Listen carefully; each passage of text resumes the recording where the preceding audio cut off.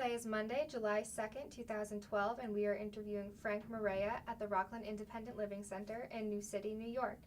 Mr. Morea is 99 years old. My name is Ashleen Rowan, and I will be the interviewer. Also attending the interview are David Kaminsky, our technical director, and Jack Mandel, our camera operator. Everything seems in order, and we're going to begin now. Mr. Morea, what war and branch of service did you serve in? The 304th Field Artillery, A Battery, the 77th Infantry Division. And I'm going to go ahead and ask you to go ahead and Good. have him throw the question up front. I served. This is going to be our strategy there. Is it okay if I ask you a question, if you say the war and branch of service I served in was? Start with the word I at the beginning of every sentence. The branch of service that, yeah, you want to know the branch of service. I was in the Army July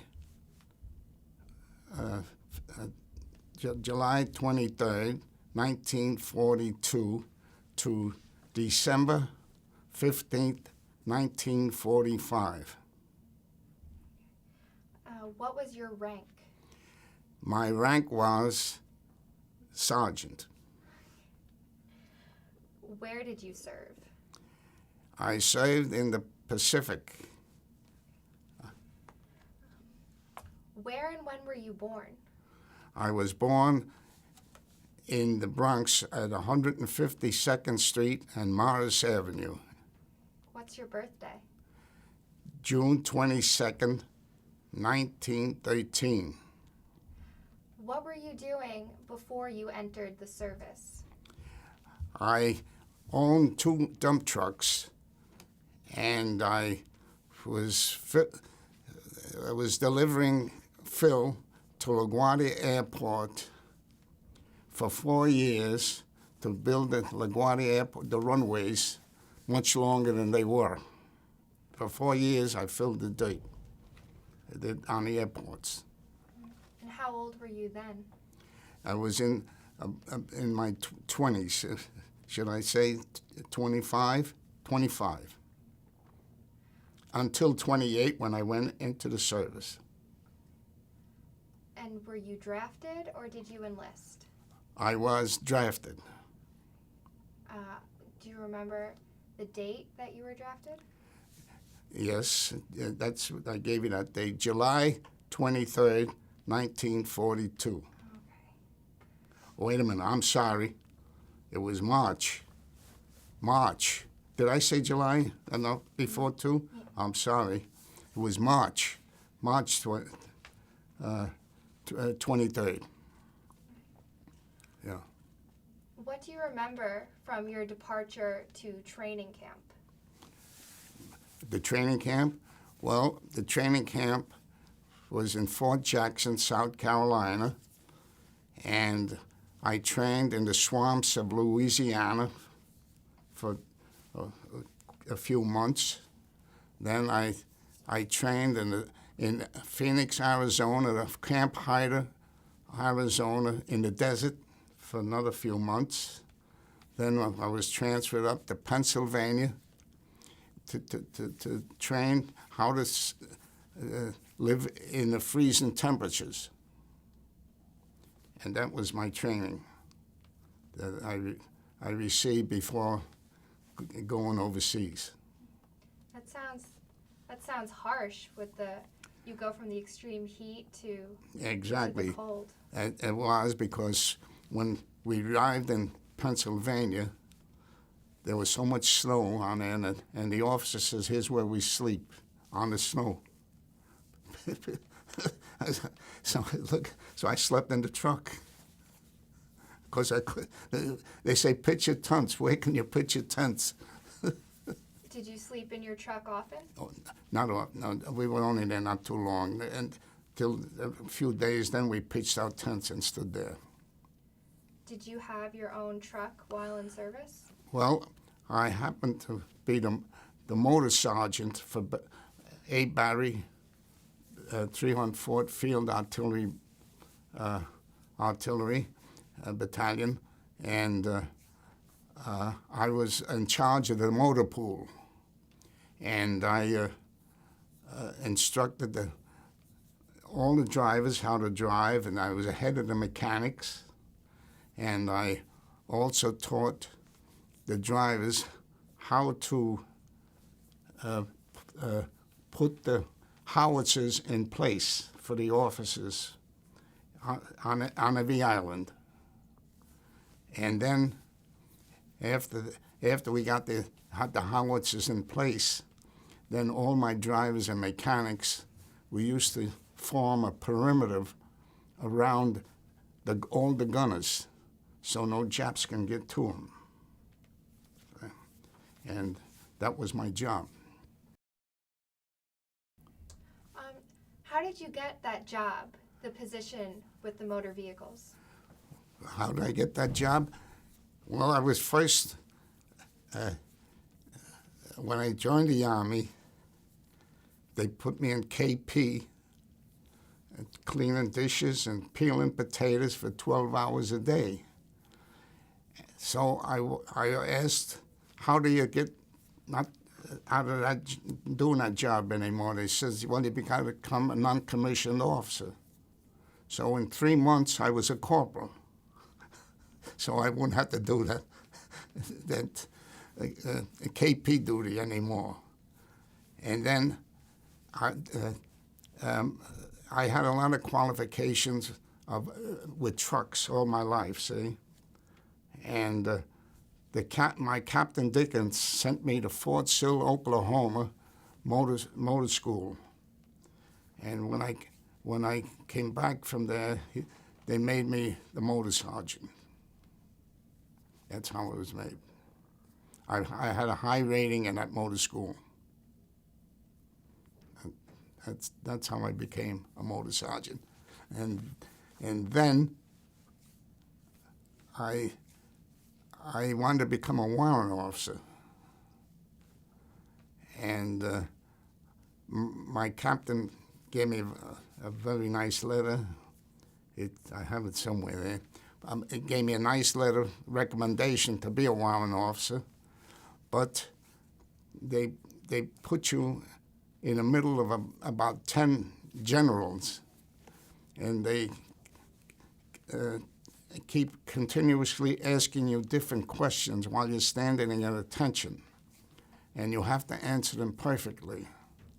See, but they knew before who they were going to pick. The general had they just made it look legitimate, so they had a lot of us take the test, see? But the general had his own pet to make warrant officer. See? So I never made it. You said that you were on KP. KP, that's kitchen duty. Kitchen duty. Yeah. So what did you have to do to become a corporal in 3 months? Well, I had to, I was driving a truck, see? And then I had to show them that I had the qualifications of being, and then I had to take a test, see? Yeah. And that's how I became a corporal. Did you have to go through specialized training? Not that one, but not for corporal, but for sergeant I did. I went to Fort Sill, Oklahoma, motorized school. And after that, my captain made me the head of all the trucks. Yeah. How long were you at the motorized school? 3 months. Yeah. Would you say that it was hard to adapt to military life at first? Yes, it was a little. It was because everything was really. You had to do everything on the spot. You had to get up at roll call, bugle call at 6 o'clock in the morning. You had to get there, and you had to your beds couldn't have a wrinkle in your blankets because the officers, they check your shelves, make sure there was no dust on the shelves. They'd go with the white gloves on the shelves to see if you had any dirt on them. And yes, it was pretty hard. And then, you know, on the firing range where they were teaching you to kill, you know. Yeah, that was the most important part there in Fort Jackson. But I wouldn't stay there long. And General Eichenberg, he organized the 77th Division. And then the one who trained us was General Woodruff. And the one who came overseas through all our battles was General Bruce. He went on all the battles with us, all the way. Yeah. I don't know if I should. You want to know the battles I was in? I was in the Battle of Guam. That was the first battle, where, being a motor sergeant, I had to equip all the vehicles. I had all my mechanics equip the vehicles that they were waterproof.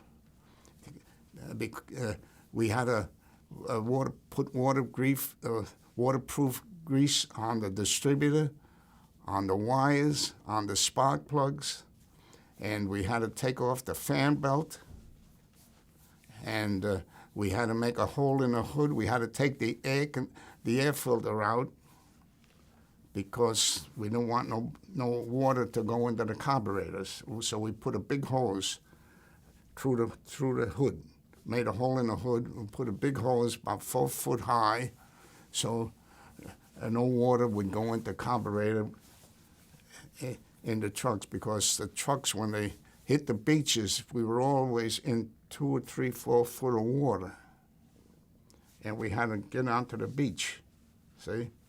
And and then when we got on the beach, then we had to put the fan belts on the trucks so we could drive them. And that was my job, to make sure those trucks were ready to roll at all times. Mm-hmm. So was Guam the first place you served in after training camp? After my training camp, yes. That was the first wartime battle. It was Guam in July. And how long were you there for? About two or 3 months. What can you tell me about your experience there? Well, not too good. Well, there was when we got the trucks on there was a lot of Japs that we killed there, you know, and it was very, very scary, you know, seeing them laying there. My first battle, see, yeah, it was very, very scary, and I didn't enjoy being there at all. No, but I had to be there with all those trucks, you know, make sure all my trucks got on the land. And that was it. How long were you in Guam for? About 3 months.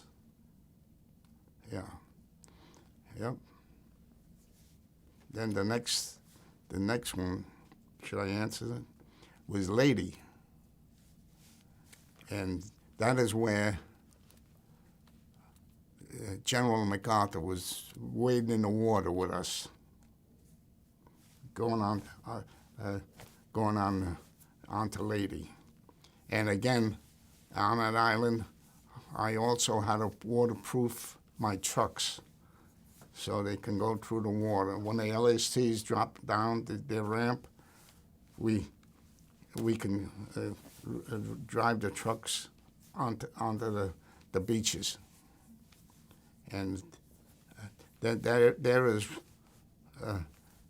when, as I told you before, when we form a perimeter around the gunners to make sure no Japs get around, the man Vincent Kelly, the man that was in the same foxhole with me, he had to relieve himself.